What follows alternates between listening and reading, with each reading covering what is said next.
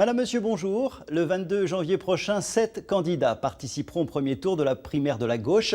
Sylvia Pinel, Arnaud Montebourg, Manuel Valls, Vincent Peillon, Benoît Hamon, François de Rugy et Jean-Luc Benamias. 7 candidats qui vont défendre leurs idées afin de porter un projet pour la présidentielle du mois d'avril prochain. Des idées relayées également par leur soutien en région.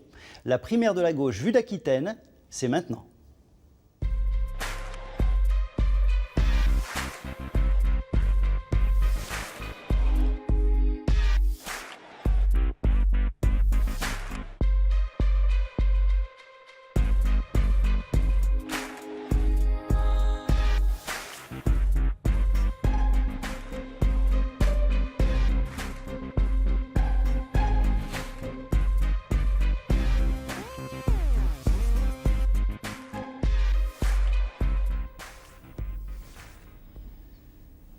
Alors, pour participer à ce débat sur ce plateau, 4 invités. Virginie Jouve, secrétaire fédérale du Parti socialiste de Gironde, soutien de Manuel Valls. Juliette Brocard, conseillère départementale socialiste des Pyrénées-Atlantiques, soutien d'Arnaud Montebourg. Stéphane Delpera-Vincent, conseiller régional Nouvelle-Aquitaine, soutien de Benoît Hamon. Et Philippe Plisson, député PS de Gironde, du Blayais précisément, soutien de l'écologiste François de Rugy. Mesdames, Messieurs, merci d'avoir accepté l'invitation de Dimanche en politique. Et puis en cours d'émission, nous entendrons également Vincent Peillon en visite cette semaine à Bordeaux. Une question tout d'abord sur le scrutin. Les primaires de la droite ont, semble-t-il, été un succès. Que faudrait-il pour que les primaires de la gauche soient également une réussite? Philippe Plisson. Il faudrait d'abord qu'un nombre important d'électeurs se déplacent, parce que s'il n'y a pas une forte mobilisation, on pourra penser que c'est un échec. Et donc, est-ce que vous êtes en mesure déjà, parce qu'on sait que les primaires de la droite ont réuni 4 millions d'électeurs à chaque tour, quel serait le bon chiffre pour vous? Écoutez, à 2 millions, pour nous, c'est un succès par rapport à la dernière fois. Je pense que c'est un étiage auquel il faut prétendre. Qu'en pensez-vous? Oui, il faut dire que nous aurons forcément moins de participation que pour la primaire de la droite, puisque nous sommes au pouvoir. Donc des primaires organisées dans ces conditions sont forcément un petit peu moins mobilisatrices. Mais il est extrêmement important qu'il y ait une participation importante, parce que tout l'enjeu de cette primaire, c'est de permettre ensuite le rassemblement de toute la gauche. Ce n'est pas un rassemblement qui sera simple à construire, et c'est la force des électrices et des électeurs qui vont venir pour cette primaire les 22 et 29 janvier, qui pourront nous la donner. Alors rassembler toute la gauche, sachant que déjà pour la primaire de la gauche, toute la gauche ne participe pas. Oui, la gauche est déjà éclatée. Je le regrette, parce que je ne comprends pas très bien le raisonnement qui consiste à prétendre gagner l'élection présidentielle, être en tête au premier tour, et qui consiste à dire j'évite la primaire. Si on pense qu'on va être en tête au premier tour, a fortiori, on doit gagner la primaire. Donc moi, je regrette que Jean-Luc Mélenchon et Emmanuel Macron ne participent pas à cette primaire. Ça aurait été plus clair pour tout le monde, quoique Emmanuel Macron nous dit maintenant qu'il est plus à gauche. Donc c'est un autre débat. Virginie Jouve, vous soutenez Manuel Valls. Est-ce que vous regrettez, alors on ne refait pas l'histoire, est-ce que vous regrettez que François Hollande ne soit pas candidat? Écoutez, non, c'est un choix qui lui a appartenu. Je ne le regrette pas. Je suis même très contente de la candidature de Manuel Valls. Je fais partie des gens qui sont fiers du bilan du quinquennat. Le quinquennat, c'est aussi François Hollande, donc vous auriez pu être fier que François Hollande porte ses couleurs. Je suis de la même façon, effectivement, fier du quinquennat, fier de François Hollande. François Hollande serait parti, j'aurais évidemment soutenu François Hollande. Il a fait le choix de ne pas se présenter. Je me range derrière la candidature de Manuel Valls. Juliette Brocard, puisqu'on est un peu à l'heure du bilan, en tous les cas, du quinquennat, est-ce que vous estimez que François Hollande, à travers ce quinquennat, a abîmé l'image de la gauche? Complètement. Je fais partie des élus qui ont été très déçus et qui se sont sentis trahis. Voilà, il a pour moi attaqué les valeurs de la gauche, il les a remis en cause, et pourtant, pour moi, l'échec de ce quinquennat, c'est pas l'échec des valeurs de gauche et de la politique de la gauche, mais c'est le détournement qu'on a vu s'opérer pendant ces dernières années. Philippe Plisson, puisque vous siégez à l'Assemblée nationale, vous avez suivi ce quinquennat de très près. Que pensez-vous également de ce quinquennat de François Hollande? Est-ce que vous estimez que l'image de la gauche est abîmée à la sortie de ce quinquennat? Bien, écoutez, c'est en tout cas l'image qu'en ont les Français, puisque les sondages autant qu'on puisse s'y référer, n'ont pas reconnu à François Hollande la réussite de ce quinquennat. Mais vous ? Moi, moi, je pense qu'effectivement, c'est un quinquennat qui m'a laissé un sentiment d'amertume. François Hollande est parti du discours du Bourget.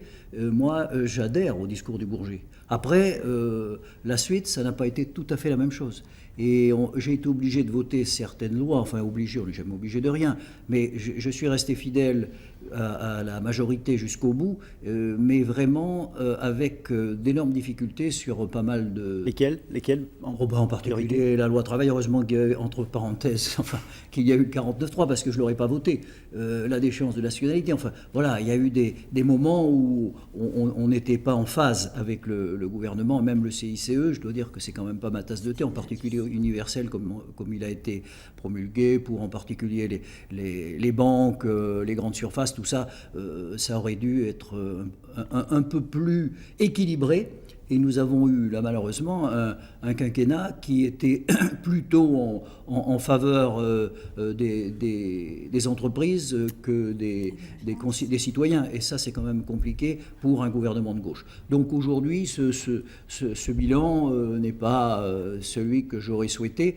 Et il aurait été meilleur si nous avions eu effectivement une politique plus à gauche. C'était ce que je souhaitais et c'est ce que je souhaiterais qu'il se mette en œuvre. Alors, vous êtes déçu au point de ne même pas soutenir un candidat socialiste cette fois-ci, puisque vous portez les couleurs de François de Rugy, écologiste. Alors, ça n'a pas... Alors, de Rugy est écologiste, mais il a quitté les Verts et il est au groupe socialiste.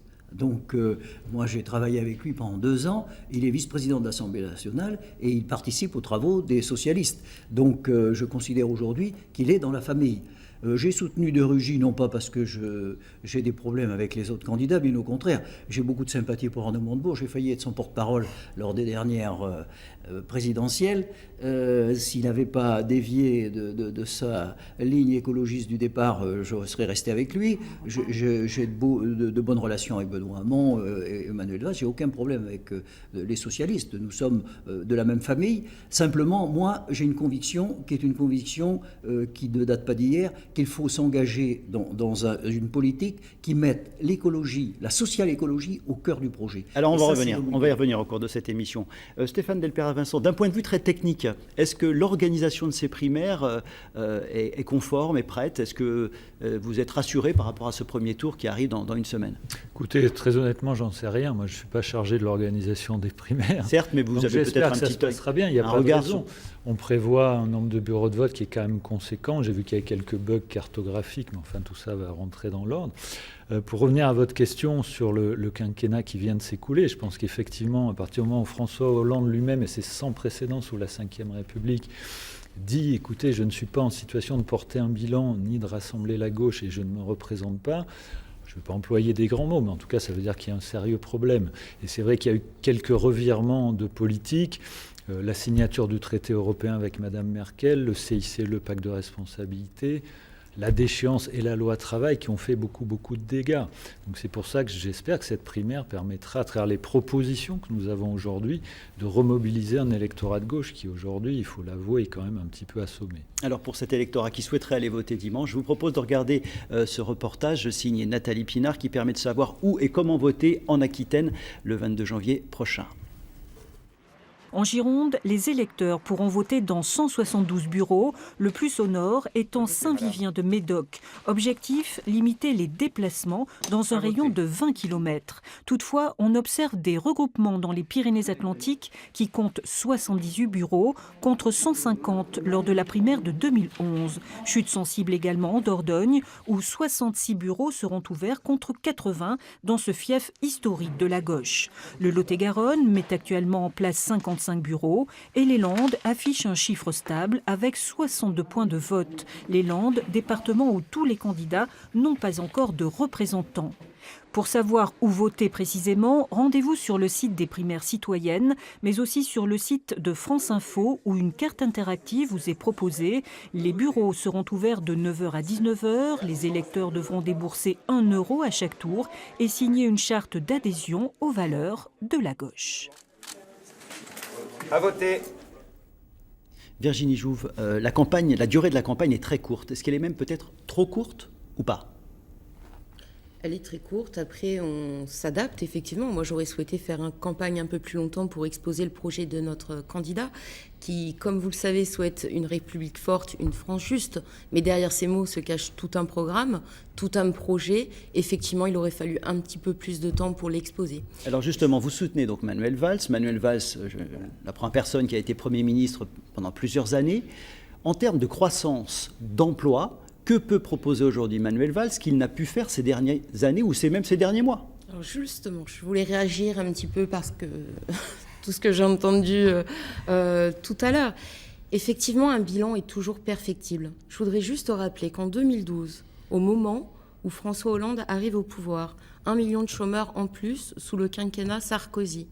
Une France avec un déficit commercial important, une formation des enseignants qui a été supprimée, beaucoup de choses à reconstruire. Est-ce que vous n'avez pas l'impression que, justement, Manuel Valls reprend le discours du Bourget de François Hollande en 2012, mais donc avec toutes ces années de retard? Non, on n'est pas sur un discours similaire. On ne peut pas coller comme ça. Enfin, je veux dire, c'est pas le projet de 2012, le projet de Manuel Valls de 2017. Alors justement, en parlant emploi, précisément, une mesure pour relancer l'emploi et la croissance. Le prêt à taux zéro qui sera fait pour les créateurs d'entreprises. Et je pense que c'est très important. Vous avez pu lire certainement aujourd'hui dans les Échos que la France est la première nation européenne en termes d'innovation. Il faut donc accompagner ces entrepreneurs. Je voudrais juste revenir sur le CICE. Je ne fais pas que de la politique dans ma vie, je suis aussi chef d'entreprise. Et je suis chef d'entreprise d'une petite TPE. Sans le CICE, mon entreprise n'aurait pas pu embaucher. Je pense qu'il faut sortir de l'image de toutes ces entreprises qui sont au CAC 40. La France, ce n'est pas ça. La France du travail, certes, il y a les entreprises du CAC 40, mais il y a aussi les PME, les TPE. Juliette Brocard, oui, justement. Donc vous défendez les couleurs d'Arnaud Montebourg. Complètement, oui. En termes d'emploi, Oui. c'est un cheval de bataille pour Arnaud Montebourg. Complètement, c'est le candidat Quelle doit être la mesure principale et efficace?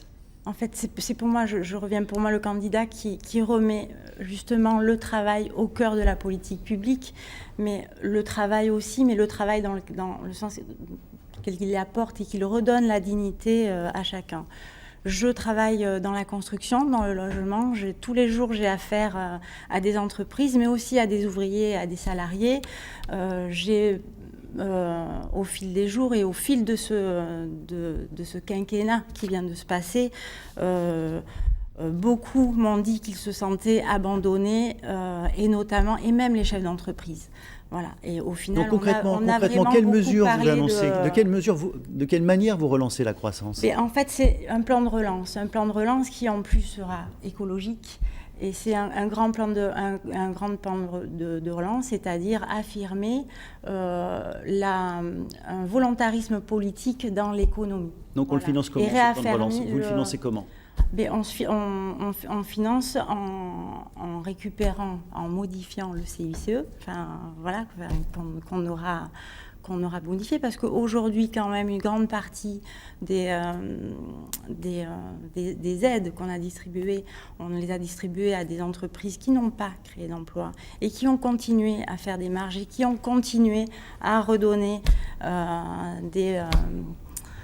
des dividendes, en fait, à leur patron. Voilà. Et puis c'est aussi ce que Montebourg appelle le Made in France, c'est-à-dire refaire confiance à ces toutes petites entreprises, c'est l'artisanat, les moyens d'entreprise, en notamment en disant au marché public, donnons 80% des marchés, des marchés aux entreprises locales. Stéphane Delpera. C'est possible, les lois, l'Europe le permet, sans changer ces réglementations.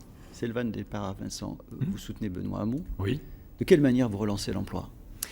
Il y a beaucoup de pistes. Il faut d'abord arrêter la politique d'austérité européenne qui a fait des dégâts considérables.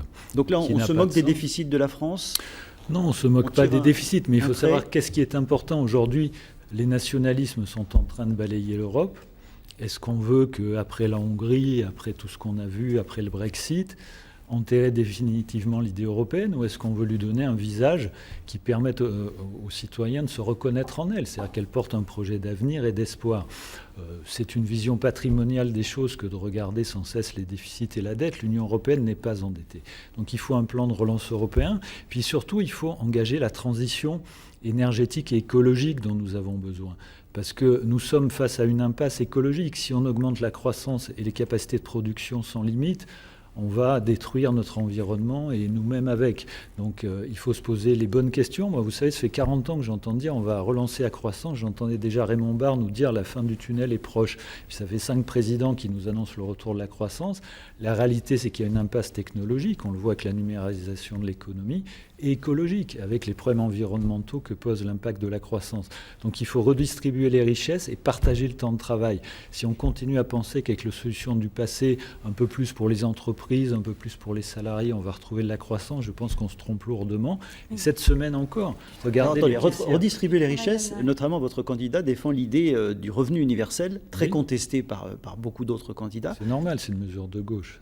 Il y a toujours des contestations. Ah donc il n'y a pas que des candidats de non, gauche ici. Je veux dire par là que quand la gauche a fait des propositions un peu fortes dans le passé, que ce soit les 35 heures, la CMU, le RMI, avant 80 les nationalisations, il y a toujours eu des grands cris, c'est pas possible, c'est pas réalisable. L'histoire du revenu universel, c'est d'accompagner l'économie telle qu'elle est et telle qu'elle va être, surtout dans les années qui viennent, c'est-à-dire un moment où les salariés ne restent plus 40 ans dans une entreprise, mais changent en permanence de statut. Alors ça pose des débats. Alors Virginie Giroud, vous voulez réagir sur ce thème du revenu universel. C'est très important. Oui, voilà. Donc, comme vous le savez, Manuel Valls est plutôt favorable à un revenu dit décent plutôt qu'au revenu universel. Moi, excusez-moi, universel, ça veut dire aussi qu'on donne 800 € par mois à Madame Bettencourt, à Madame Rothschild. Oui, mais on va lui augmenter ses impôts. Elle va payer 50 000 revenus universels. Oui. Voilà. Juliette Brocard, vous voulez réagir également. Pour l'instant, je ne l'ai pas expliqué dans Juliette votre Brocard programme. pour Arnaud Montebourg. Oui, je veux revenir là-dessus parce que tout le monde sait aussi que à un moment donné, Arnaud Montebourg a apporté et que en effet, pouvoir se dire qu'on doit aider et qu'on doit soutenir les plus faibles et leur donner un revenu pour que chacun puisse vivre dignement, c'est une bonne idée.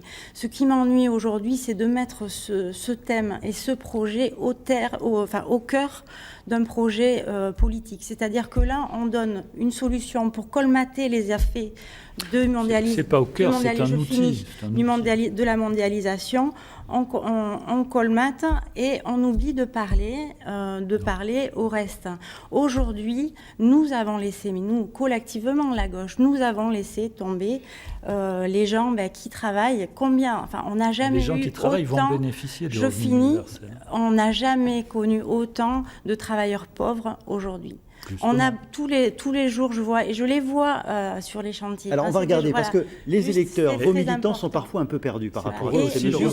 Juste, je voudrais dire que donner du travail, c'est aussi donner à chacun le moyen d'exister et de retrouver sa dignité, mais au sein d'une collectivité. C'est-à-dire Allez, que... on va regarder les réactions des militants qui ont regardé le débat jeudi soir. Vous y étiez d'ailleurs, Stéphane Delperra-Vincent. Il y avait également Ludivine Tachon et Jean-Yves Poitras. On regarde les réactions des militants dans les Landes.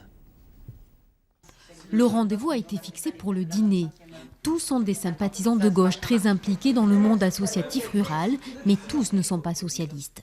Stéphane Delperra, lui, est élu. Maire, vice-président du conseil régional, c'est l'un des soutiens et animateurs de la campagne de Benoît Hamon sur cette terre de gauche, bastion d'Henri Emmanuelli depuis 1978. Mais c'est bien d'avoir un candidat qui revient un peu aux sources d'un projet de gauche et qui ne se contente pas de répéter tout ce qui a été fait depuis 30 ans, mais justement de redonner un nouvel horizon, des perspectives qui puissent dans nos valeurs et pas dans celles de la droite. Tour à tour, les 7 candidats exposent leur programme. Exercice formaté sur la forme, l'absence de débat ennuie vite. Pas d'échange, pas de rythme, pas de confrontation. En fait, chacun débite son truc parce qu'ils vont à l'essentiel, quoi. Donc c'est pas vraiment un débat. Parce que le débat, on se le fait nous-mêmes avec ce qu'on sait les uns des autres, en fait. Pour l'instant, non, pas persuadé d'avoir un candidat pour qui voter spécialement, de préférence, quoi. Le temps fort de cette soirée, la question du revenu universel, la proposition phare de Benoît Hamon, au cœur de cette soirée télévisée. Stéphane Delperras en fait aussitôt l'écho sur les réseaux sociaux. Je suis assez content que Benoît Hamon ait rattrapé Macron dans les consultations de son site internet. Ça prouve que ça marche pas mal. Hier soir, certains soutenaient leur candidat, d'autres le cherchaient. La soirée se termine sur un goût d'inachevé. Il reste 2 débats avant de se rendre dans l'un des 38 bureaux de vote ouverts pour cette primaire dans le département des Landes. Philippe Plisson, il reste 2 débats, dont un ce soir. Alors, vous avez vu les réactions. Vous, qu'en pensez-vous de ce revenu universel? Est-ce que c'est une solution crédible? Le revenu universel, a priori, c'est une bonne idée. Sauf qu'il y a 2 obstacles. Le premier, c'est l'obstacle financier, 400 milliards, je ne sais pas où on peut les trouver. Deuxièmement, ce qui me gêne aussi, c'est que ce revenu universel, justement, il est distribué à des gens qui n'en ont pas besoin. Moi, je pense qu'il faut avoir un revenu assuré pour ceux, effectivement, qui n'ont pas de fortune et qui ne baignent pas dans l'or. Et donc, un revenu universel qui est donné à tous et éventuellement aux plus riches me semble peut-être inadapté. Moi, ce que je crois aujourd'hui quand même, par rapport à la problématique que vous avez posée tout à l'heure, c'est qu'il faut, et là-dessus je suis d'accord avec Stéphane, c'est qu'on ne reverra plus la croissance. On est d'ailleurs dans pratiquement tous les débats, sauf Benoît Hamon, que je n'avais pas vu sur ce sujet à l'Assemblée nationale depuis 10 ans, et je me réjouis qu'il ait rejoint et qu'il ait découvert l'écologie et qu'il l'ait mise au cœur de son programme. Mais moi, je crois qu'aujourd'hui, il faut qu'on sorte de ce fameux triptyque qui est dans tous les programmes. C'est celui de dire la croissance qui donne effectivement la consommation et qui amène de l'emploi. Ça, c'est quelque chose qui ne fonctionne plus parce que la croissance, elle est finie, la planète ne la supporte plus et il faut qu'on s'adapte à un nouveau mode de développement. Et ce nouveau mode de développement, c'est l'écologie, c'est la social écologie qui doit être au cœur du projet avec les circuits courts, etc. Alors, je vous l'ai dit, il y a un candidat qu'on n'a pas entendu et qui n'est pas sur le plateau, c'est Vincent Payon. Il était à Bordeaux cette semaine, il est venu porter son message et il évoque notamment ce qu'il appelle l'avancée de progrès. On l'écoute. La France, même économiquement, elle n'est efficace que quand elle partage le progrès. Et donc, il faut des avancées de progrès encore. Donc, je propose un service public pour les maisons de retraite. Je propose aussi qu'on redonne de l'oxygène à notre hôpital et à la santé publique. Et puis, je propose qu'il y ait, c'est une grande réforme qu'on attend depuis longtemps, une égalité entre les parents et donc des allocations familiales dès le premier enfant. Virginie Jouve, on l'entend avec Vincent Payon, la problématique de la santé est abordée par les candidats, évidemment. Comment lutter? On voit qu'il y a des territoires qui sont désœuvrés, une fracture entre la ville et la campagne. Comment rééquilibrer en termes de santé la couverture des territoires? Écoutez, je pense que Manuel Valls, pour ça, a une très bonne proposition, qui est la suppression, ou la réduction du numerus clausus, tout simplement, pour que les médecins puissent se réinstaller en territoires ruraux en plus grand nombre. Effectivement, il faut refaire venir une modification du numerus clausus. On va faire très vite, il nous reste 2 minutes 30. On va demander une réponse à tous les candidats. Stéphane Delperras, Vincent, en termes de santé, vous connaissez bien ces territoires qui sont parfois déséquilibrés. On a trouvé une réponse qui marche, je crois, pas trop mal, qui s'appelle les maisons de santé, et qui sont une réponse adaptée notamment au monde rural. Mais je crois aussi qu'il faut que dans notre pays, on change de culture. On est sur le tout curatif, contrairement à tous nos voisins et aux pays développés. Il faut vraiment qu'on passe maintenant à des politiques préventives de santé. En un mot, votre candidat, il est favorable à l'autorisation de la consommation du cannabis? Oui, absolument, on le voit. Mais il y a 150 personnalités à Marseille cette semaine, élus de tous bords professionnels, qui ont demandé la légalisation, parce que la réalité, malheureusement, ça détruit nos quartiers avec une économie parallèle et personne n'arrive à arrêter ça. Philippe Plisson, en termes de santé, vous qui voyez bien sur le terrain. En termes de santé, il y a d'abord... Il y a les propositions de la gauche de tous nos candidats là, qu'il faut mettre en opposition à celles du candidat de la droite, Fillon, qui lui veut revoir la sécurité sociale et avoir une sécurité sociale qui finalement supprime un certain nombre de prestations pour les plus défavorisés. Donc ça, nous, c'est l'ennemi suprême. Ensuite, effectivement, suppression du numerus clausus. Il y a les maisons de santé. Je suis en train d'en construire une avec ma communauté de communes dans mon secteur. Et puis, il y a aussi... Dans le projet de suppression du numerus clausus, il va falloir former, donc ça veut dire que l'augmentation de la formation, il va falloir financer ces formations. Ah bien justement, l'État finance déjà les formations. Parce que... Oui certes, mais là si vous ouvrez les portes, ça va être plus important. Alors, il faut savoir ce qu'on veut. Vous ne voulez pas financer de médecins et vous trouvez qu'il n'y en a pas assez. Il faut savoir ce qu'on veut. Nous, on dit qu'il faut plus de médecins. Et par contre, les médecins qui sont financés justement par l'État, eh bien, ils doivent, comme les enseignants, 10 ans à l'État ou qui leur proposera des installations dans des endroits où il manque de médecins. Il y aura des conditions par rapport au financement, parce que vous comprenez, on ne peut pas avoir le beurre et l'argent l'argent du beurre. Sur la santé, on entend également Juliette Brocard. Oui, tout à fait. Bon, en 30 secondes. On a quand même des propositions qui se regroupent et qui se... Vous êtes tous d'accord en fait sur la problématique de la santé ? Oui, les maisons de santé, après lutter vraiment contre les déserts médicaux. Aujourd'hui, on a vraiment une division entre territoires. On a les métropoles où on trouve tout, et puis on a la périphérie, le rural, même où si on ce n'a constat rien. est fait, il faudra énormément de temps pour ici, réduire cette fracture. On est bien d'accord. On propose la création de dispensaires avec des médecins salariés. À chaque bonne fois, le volontarisme politique. Mesdames, Messieurs, merci d'avoir accepté l'invitation de Dimanche en politique. On va revoir la palette et la liste des candidats, puisqu'il faut ajouter à ces candidats donc Sylvia Pinel et Jean-Luc Benamias qui participeront à la primaire de la gauche dimanche, donc 22 janvier. Voilà, mesdames, messieurs, merci infiniment. Dans quelques instants, Dimanche en politique se poursuit avec Francis Letellier. Excellent après-midi.